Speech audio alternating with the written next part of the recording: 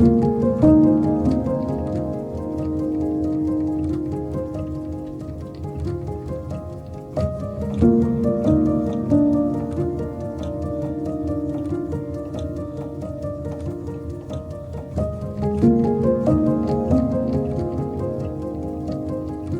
I have thoroughly enjoyed this spring season, and I think it's because I just feel like I have a little bit more time and mental space to get back into the gardening. I'm really excited to get back into beekeeping, and I just really enjoyed all of the spring life. We had new bunnies, we had new chicks, there were ducklings down in our creek, wild ones, but I tried to get them on camera for you and I can't find them.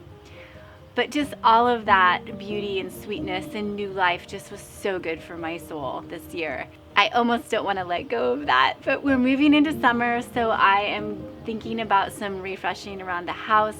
I always love celebrating the new seasons and getting my family all excited. And so if you have one space that you could work on and you only have time for one thing, I would suggest the front porch, or say the front door. And that's where you bring in a wreath, or you bring in pumpkins, in the fall or something. But that is always top priority. So we're gonna work on my porch today and do a summer refresh. Now, historically, I love to do very nautical themes, very sort of like European vacation vibes and patriotic undertones, and that kind of guides me as I work on my summer decorating. Always navy. I always love navy and white in my summer decorating. But I found this picture on Pinterest and I loved the simplicity of it, such a sophistication and a formality that really struck a chord with me. And so I am going to attempt to sort of recreate that look on this porch. I don't even know if my black Adirondack chairs are gonna fit on here, but we're gonna try. I wanna bring in black and gold and just some really old worn wood, and then lots of greenery, really lacy sort of feminine greenery like jasmine and ferns and just very light sort of, I'm just like picturing that they'll sort of, blow in the breeze on the porch. So that's the direction I'm gonna go. I also have that basket. I showed you several videos ago, a $5 basket that I thrifted, and it's round. Anytime you see a round basket with handles, I want you to look at that and think, oh, that would make a really awesome planter. So all you do is just line it with some plastic. If it's small enough, you can just literally use a Ziploc bag and cut the zipper part off and then drop that in your basket and fill it with dirt. Use it like a planter. So mine had a, rather terrible paint job on it. It was blue and really badly done. And so I had thoughts of stripping that paint off. I thought maybe I could sand it down. Like if I could sandblast it, that would be nice, but I don't have anything like that. So my next thought is, since if you can't beat them, you join them, meaning you go forward with what's already on there, what already has been done for you with product wise. So I'm going to repaint it, and I'm going to use a technique that I call my DIY faux wood technique. So I created this a couple years ago. I perfected it, and it's 4 steps. There's 4 products, and it's not hard, but it gives you a faux raw wood look. I did it on a brass chandelier and I really loved how it turned out, and it's just like my golden go-to recipe now when I'm trying to get that look. So we're gonna sand it down a little bit. I need to deal with some of the drips and things, and then I'm going to show you that 4-step process. I would love to swing over to the local nursery and see what kind of plants they have on hand. I have my little dream list, but you never know what's in. So I'm going to get that done, and I think it'll go pretty fast. So let's get started. Okay, I'm excited. We were able to move the bench. We put it around to the other side, and the Adirondack chairs do fit.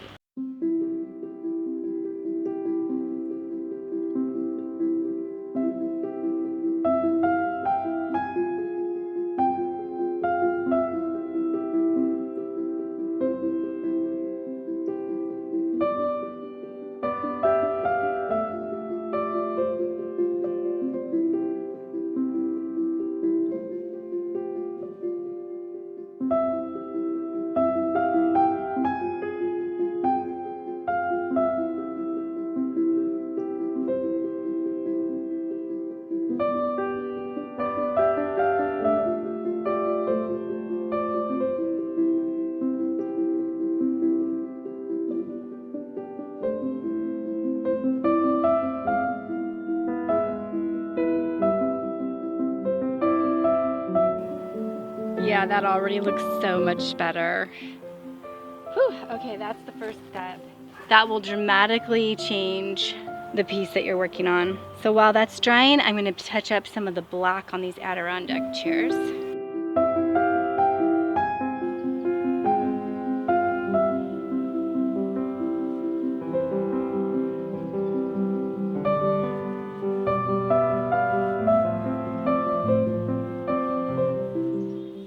Next, I'm going to really lightly dust the basket with this Rust-Oleum metallic oil rubbed bronze.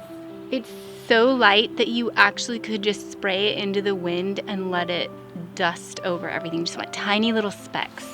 And if you get a few splatters, that's okay.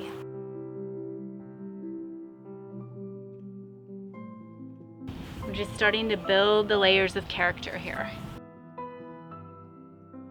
The next step is called dry brushing, and you really can use any white paint that you have on hand. This is Rust-Oleum chalk paint. I think chalk paint's good because it's so flat. So if you have any, extra white paint you're wanting to use up, give it a little stir.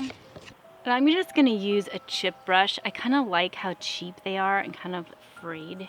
So I think this will be perfect, but you want to barely touch the paint bristles. I mean, that might be a little bit much. You can kind of dab it. Sometimes I'll dab it on a paper towel.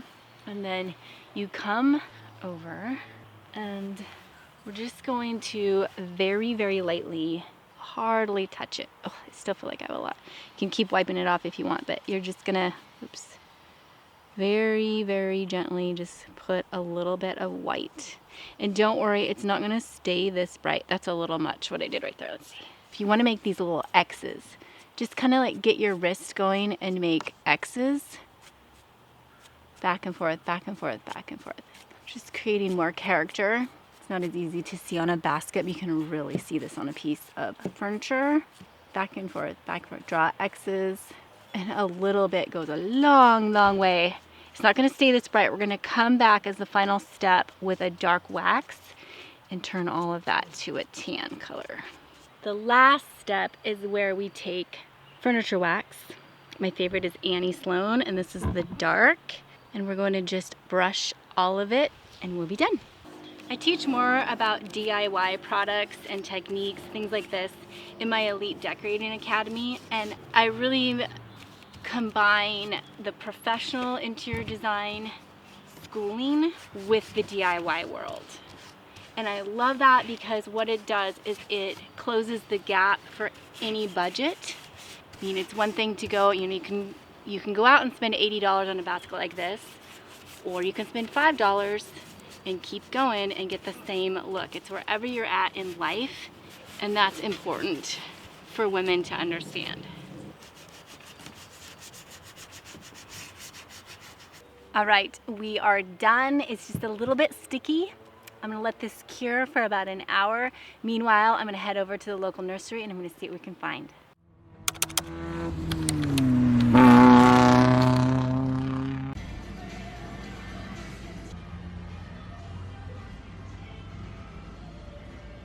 Oh, these peonies, getting distracted.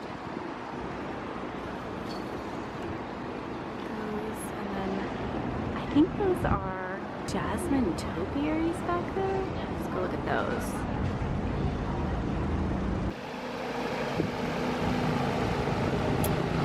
Ooh, I see lavender down there.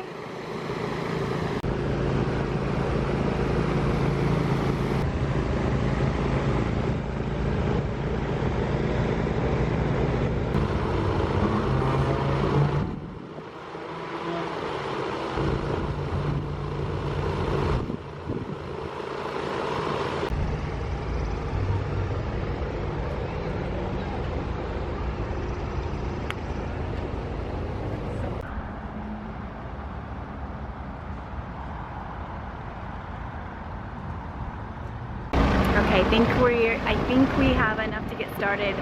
The gal was so sweet. She was trying to help me so hard find all the white flowers.